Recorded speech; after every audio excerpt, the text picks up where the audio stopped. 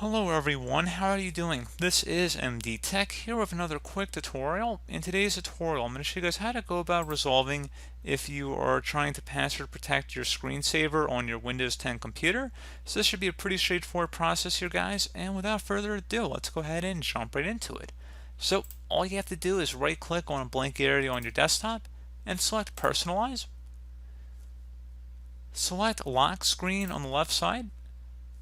And now on the right side, scroll down underneath where it says Screensaver Settings and go ahead and left click on that.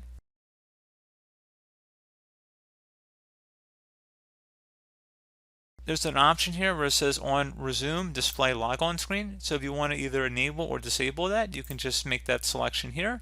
And once you're done with that, you go ahead, select Apply and OK to save the change. And that's it. So pretty straightforward process here, guys. I do hope that I was able to help you out. And I do look forward to catching you all in the next tutorial. Goodbye.